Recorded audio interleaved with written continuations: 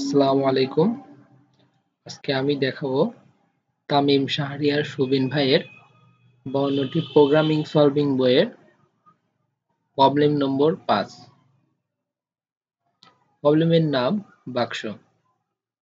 এটা খুবই একটা ইন্টারেস্টিং একটা প্রবলেম। প্রবলেমটা আমি পড়ে শোনাচ্ছি।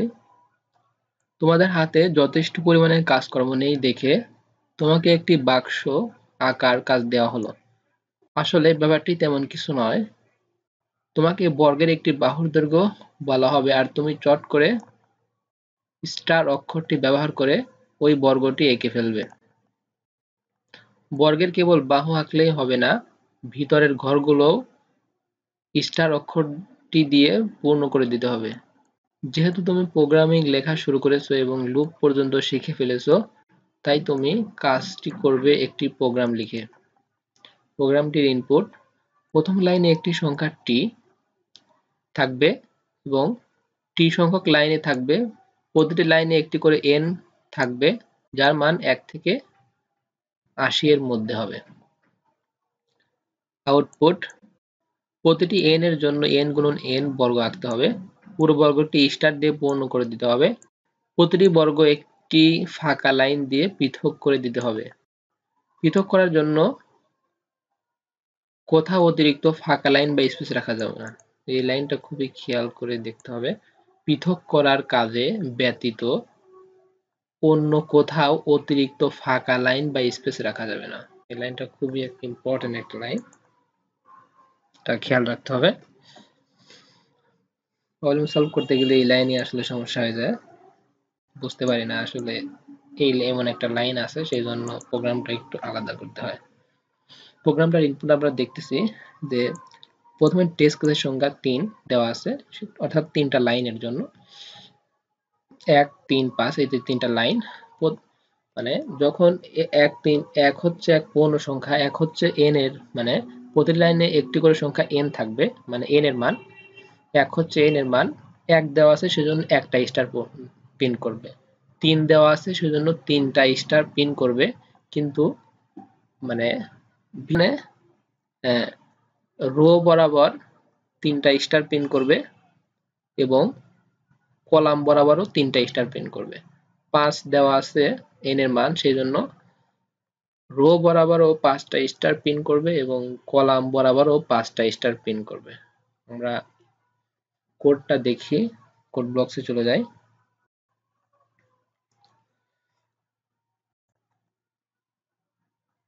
লিখব include stdiostudio.h int main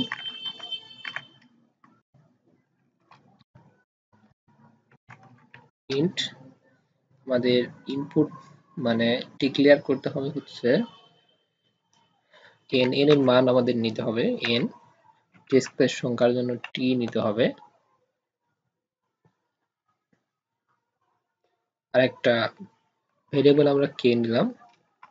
কেন নিলাম আমরা সেটা বোঝাবো একটু পরে। আমাদের টেস্ট কেসের সংখ্যা নেওয়ার জন্য আমাদের একটা স্ক্যানএফ ব্যবহার করতে হবে, %d $t। একটা ইনপুট নেব t এর, সেই জন্য একটা স্ক্যানএফ ব্যবহার করলাম। এখন একটা লুপ ব্যবহার করব। লুপের ভিতরে আমরা k এর মান 1 থেকে শুরু করব, চলবে কতক্ষণ? t এর মান পর্যন্ত।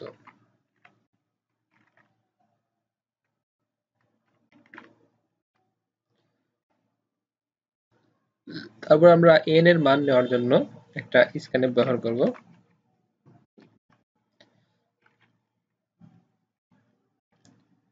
%d n এর একটা মান নেব, সেই জন্য একটা %d $n।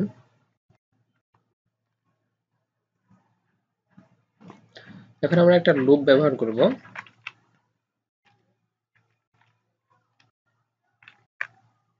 লুপের ভিতর আমরা এখানেই ডিক্লেয়ার করে দেব, বাইরে অতিরিক্ত আসলে আমরা অতিরিক্তভাবে আমি ডিক্লেয়ার করতে চাচ্ছি না, লুপের ভিতরে ডিক্লেয়ার করে দেব। এর মান 1 থেকে শুরু হবে। i এর মান চলবে কতক্ষণ, n এর মান পর্যন্ত, প্লাস প্লাস প্লাস প্লাস আর একটা লুপ ব্যবহার করতে হবে, এটা হচ্ছে j এর মানের জন্য। j এর মান 1 থেকে শুরু হবে, j এর মান চলবে হচ্ছে n পর্যন্ত, j প্লাস প্লাস।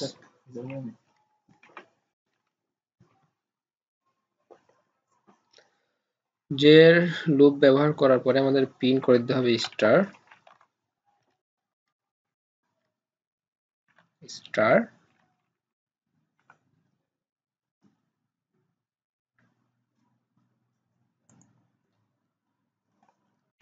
এখানে একটা নিউ লাইন ব্যবহার করে দেব,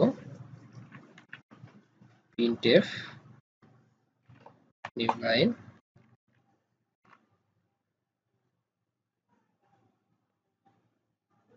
তারপর এখানে একটা কন্ডিশন ব্যবহার করতে হবে আমাদের, if t এর মান যতক্ষণ না k এর সমান হচ্ছে ততক্ষণ আমাদের একটা নিউ লাইন প্রিন্ট করতে হবে।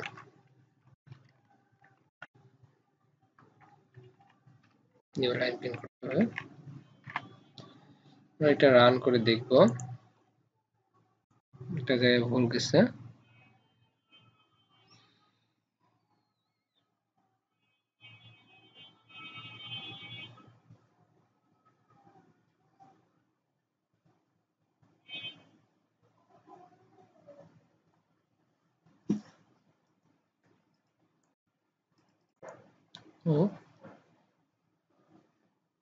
j এর মান আমরা ডিক্লেয়ার করি নাই, সেটা ভুল গেছে। j এর মান এখন ডিক্লেয়ার করে দিলাম।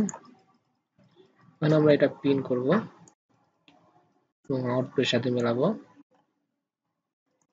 একটু ছোট করে নেই, 3টা লাইন, সেজন্য 3 দিলাম। একটা স্টার প্রিন্ট করবো, প্রথমে একটা স্টার প্রিন্ট করলো, 3 দিলাম, 3টা স্টার প্রিন্ট করলো, 5 দিলাম, 5টা স্টার প্রিন্ট করলো। আমরা কোডটা একটু বুঝিয়ে দেই। প্রথমে আমাদের টেস্ট কেসের জন্য একটা লুপ ব্যবহার করতে হবে, যে প্রথমেই টি এর মান যখন আমরা 3 দিলাম, এই যে মানে এই যে দেখতে পাচ্ছেন টি এর মান যখন আমরা 3 দিলাম, তখন হচ্ছে টি এর মান এখানে 3 হয়ে গেল, আর কে এই লুপটা চলা শুরু করবে কে এর মান 1 থেকে শুরু করে 1 থেকে 3 পর্যন্ত চলবে। কে এর মান যখন 1, তখন এই লুপের ভিতর ঢুকবে, ঢোকার পরে একটা ইনপুট নেবে, যে একটা ইনপুট আমরা নিলাম হচ্ছে 1 ইনপুট নিলাম। ইনপুট নেওয়ার পরে i এর মান 1 থেকে শুরু হবে, 1 থেকে কত পর্যন্ত চলবে, n এর মান 1 থেকে 1 পর্যন্তই চলবে। সেজন্য i এর মান 1 যখন হবে তখন এই লুপের ভিতর ঢুকে যাবে, এই যে ভিতরে একটা লুপ আছে এইটার ভিতর ঢুকে যাবে। ঢোকার পরে j এর মান হচ্ছে 1 থেকে শুরু হবে, কত পর্যন্ত চলবে, n পর্যন্ত, অর্থাৎ 1 থেকে 1 পর্যন্তই চলবে। তখন এইটা চলার পরে একটা স্টার প্রিন্ট করবে, প্রিন্ট করার পরে এই যে নিচের দিকে চলে আসবে, নিচের দিকে চলে আসার পরে একটা নিউ লাইন প্রিন্ট করবে, নিউ লাইন প্রিন্ট করে এখন কাজ শেষ। তারপর আমরা দ্বিতীয় ক্ষেত্রে যখন আমরা ইনপুট 3টা যেহেতু চালাবো, সেহেতু যখন কে এর মান 2 হবে তখন আবার ঢুকবে, ঢোকার পরে একটা নতুন একটা ইনপুট নেবে, নতুন একটা ইনপুট ধরলাম আমরা এখানে এই যে 3 নিয়েছি, এই 3 নিলাম, নেওয়ার পরে i এর মান 1 থেকে কত পর্যন্ত চলবে, 3 পর্যন্ত চলবে।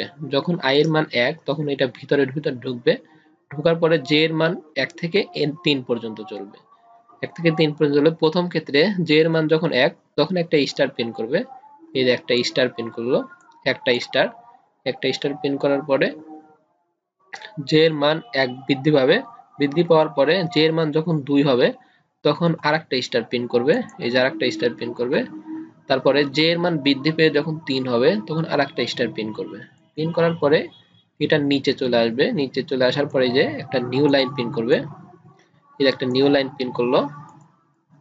নিউ লাইন প্রিন্ট করার পরে আবার উপরে চলে যাবে, উপরে চলে গিয়ে i এর মান কত ছিল, 1 ছিল, i এর মান 2 হয়ে যাবে। 2 হওয়ার পরে তখন আবার লুপের ভিতর ঢুকবে। লুপের ভিতর ঢুকে j এর মান কত থেকে চলবে? j এর মান 1 থেকে n পর্যন্ত চলবে। মানে আবার 1 থেকে 3টা স্টার প্রিন্ট করবে। প্রিন্ট করার পরে একটা নিউ লাইন প্রিন্ট করবে। নিউ লাইন প্রিন্ট করার পরে আবার উপরে চলে যাবে। i এর মান কত হবে? 3 হবে। i এর মান কত? 3 হবে। 3 হওয়ার পরে 3 এর জন্য আবার ঢুকবে। ঢোকার পরে j এর মান 1 থেকে 3, অর্থাৎ আবার 1 থেকে 3টা স্টার প্রিন্ট করবে প্রথমের ক্ষেত্রেই। স্টার প্রিন্ট করার পর একটা নিউ লাইন প্রিন্ট করবে। নিউ লাইন প্রিন্ট করার পর এই যে কাজ শেষ। এই রো বরাবর 3টা কলাম রো বরাবর 3টা স্টার এবং কলাম বরাবর 3টা স্টার প্রিন্ট করবে। প্রিন্ট করার পর তারপরে আমাদের কাজ হচ্ছে, যখন আমাদের এরকম রো ইনপুট 3 নিলাম, 3 নেওয়ার পরে রো বরাবর 3টা কলাম এবং কলাম বরাবর 3টা কলাম স্টার করার পরে একটা নিউ লাইন প্রিন্ট করতে হবে। সেজন্য আমাদের কাজ করতে হবে হচ্ছে, একটা কন্ডিশন সেট করে দেব। কন্ডিশনটা হচ্ছে t এর মান যতক্ষণ না k এর সমান হবে। এখন t এর মান কত? t এর মান হচ্ছে 3, k এর মান কত? k এর মান যখন 1 হবে, এই যে k এর মান যখন 1 হবে তখন কিন্তু একটা স্টার প্রিন্ট করেছে। একটা স্টার প্রিন্ট করছে। প্রিন্ট করার পর একটা নিউ লাইন প্রিন্ট করছে। যেহেতু t এর মান k এর সমান না, একটা লাইন প্রিন্ট করছে। তারপরে যখন k এর মান 2 হয়েছে, 2 হওয়ার পরে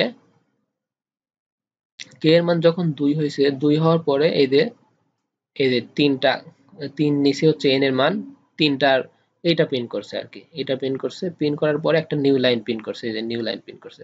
তারপর হচ্ছে k এর মান যখন 3 হয়েছে, k এর মান যখন 3 হয়েছে তখন হচ্ছে এই যে 5 ইনপুট নিয়েছিলাম, 5টা রো বরাবর 5টা স্টার এবং কলাম বরাবর 5টা স্টার প্রিন্ট করছে। প্রিন্ট করার পরে কিন্তু আমাদের একটা নিউ লাইন প্রিন্ট করবে না, কারণ হচ্ছে t এর মান আর k এর মান সমান হয়ে গেল। t এর মান 3, k এর মানও কিন্তু 3 হয়ে গেল। তাহলে কি কিন্তু নিউ লাইন প্রিন্ট করবে না। সেজন্য নিউ লাইন প্রিন্ট করেনি পরে। এটার কারণ হচ্ছে এই যে প্রোগ্রামে বলা আছে যে পৃথক করার কাজে ব্যতীত অন্য কোথাও অতিরিক্ত ফাঁকা লাইন বা স্পেস রাখা যাবে না। এটার জন্য আমাদের এই কন্ডিশনটা ব্যবহার করা লাগছে যে t এর মান যতক্ষণ না k এর সমান হবে ততক্ষণ নিউ লাইন প্রিন্ট করবে। আশা করি বুঝতে পারছেন। Thank you.